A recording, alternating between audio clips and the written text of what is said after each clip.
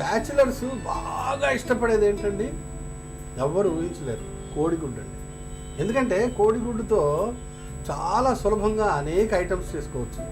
ఇవాళ మనకి రాజ్యలక్ష్మి గారు అటువంటిదే ఒక ఐటమ్ మనకి చేసి చూపించబోతున్నారు. నేను ఇప్పుడు గుడివాడలోని సత్యనారాయణపురం వాణి సదన్లో ఉన్నాను.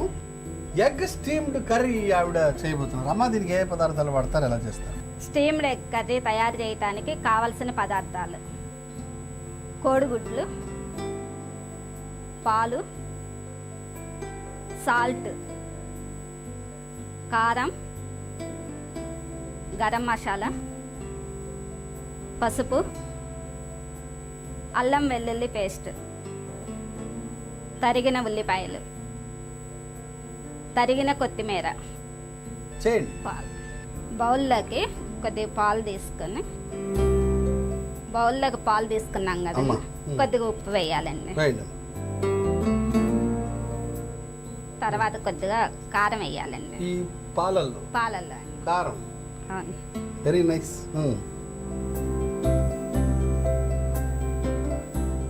ఈ రెండింటిని కలుపుకోవాలండి. ఈ మూడింటిని ఉప్పు, కారం, పాలు. ఓకే. తర్వాత కోడిగుడ్లు ఇంటిలో కొట్టండి. కోడిగుడ్డు ఈ పాలల్లో వేస్తున్నామండి.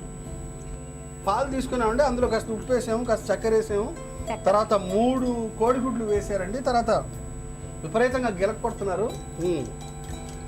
అంటే ఇప్పుడు దీన్ని ఆవిరిలో ఉడకబెట్టి స్టీమ్, డబుల్, అదే కుక్కర్లో పెట్టి డబుల్ స్టీమ్.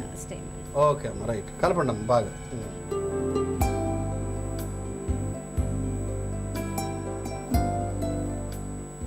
ఇది కుక్కర్లో పెడతాం. ఇది కుక్కర్లో పెడతామండి.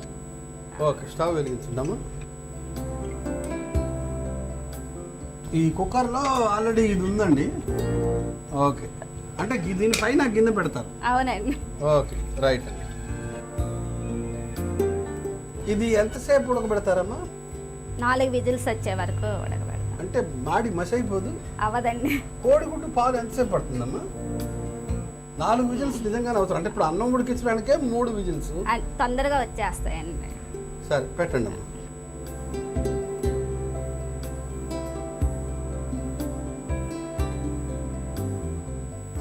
ఓకే అమ్మా, తీసేద్దాం ఒకసారి. 4 విజిల్స్ అయిపోయి చల్లడిపోయిందండి, ఆవిరంతా పోయింది, బ్రహ్మాండంగా తయారైపోయి ఉండాలి. నాకు తెలిసి అయితే రెడీ అమ్మా. ఓ, బాగానే ఉందమ్మా. నేనేదో ఊహించాను కానీ మీరే రైట్. So nice. ఓకే, ఇది తయారైపోయిందమ్మా. నెక్స్ట్ మనకి ఇంకా కుక్కర్తో పని లేదు. నెక్స్ట్ కర్రీ చేస్తారు. చేయండి అమ్మా, ఇది ఎక్కించండి. అంటే పొయ్యి వెలిగించి దీనికి ఏదో మళ్ళా. Okay, ready. బాండి వేడెక్కిన తర్వాత నూనె వేస్తున్నామండి. ఓకే అమ్మా. ఏంటమ్మా ముందు, అంటే తాలింపు సెక్షన్ ఏం లేదు, ఏముండదండి, డైరెక్ట్ ఉల్లిపాయ టన్ను ఉన్నాయి. కానివ్వండి.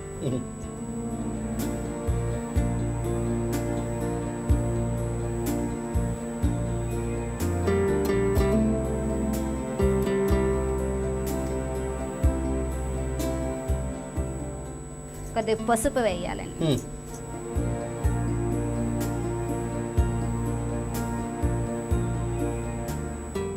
తర్వాత ఉప్పు వేయాలండి. ఉప్పు అమ్మా.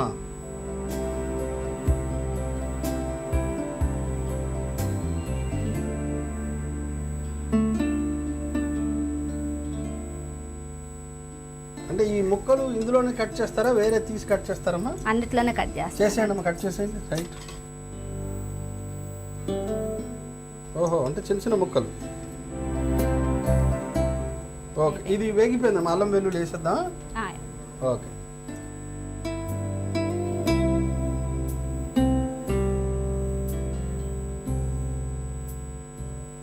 అమ్మా, అంటే ఉప్పు వేసాం, పసుపు వేసాం, కారపొడి. కారం వేస్తున్నాం. కారం ఇంట్లో చేసినట్టున్నారు? అవునండి. ఏమేస్తారు అందులో అమ్మ ఈ కారపొడిలో? వెల్లుల్లి కొంచెం దంచేస్తారా? అవును, వెల్లుల్లి, ధనియాలు, జీలకర్ర కలిపేస్తారా ఇవన్నీ? ఓ, వండర్ఫుల్ అమ్మ, వెరీ నైస్.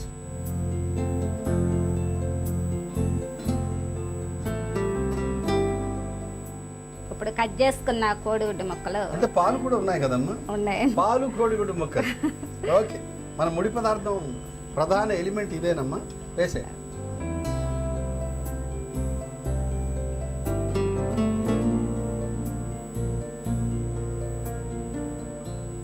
అమ్మ ఇది ఇప్పుడు ఒక 5 నిమిషాలు మూత పెడదామండి. పెట్టండి.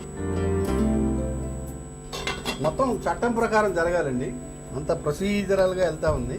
వెరీ నైస్ అమ్మ. ఉడికిపోయిందమ్మా, చూడండి అమ్మా. ఉడికిందండి. ఇప్పుడు కొద్దిగా గరం మసాలా వేసుకోవాలి.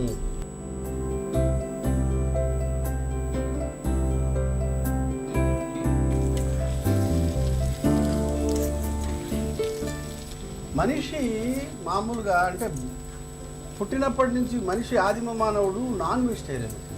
తర్వాత మనిషి వ్యవసాయం నేర్చుకున్నాడు.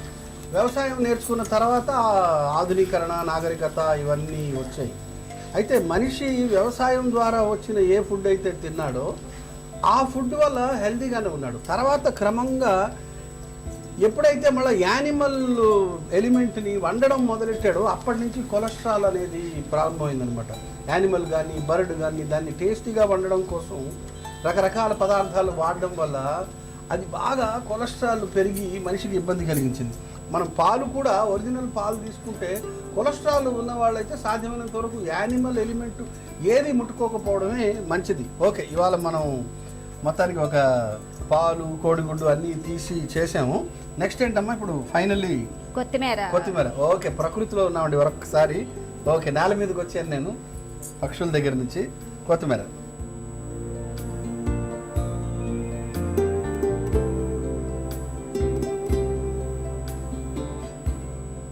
స్టీమ్డ్ ఎగ్ కర్రీ రెడీ అయిపోయిందండి. ఇప్పుడు ఒక బౌల్లోకి తీసుకున్నాను.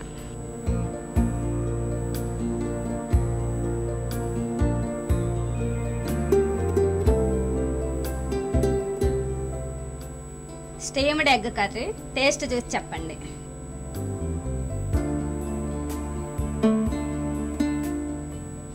ఆహా,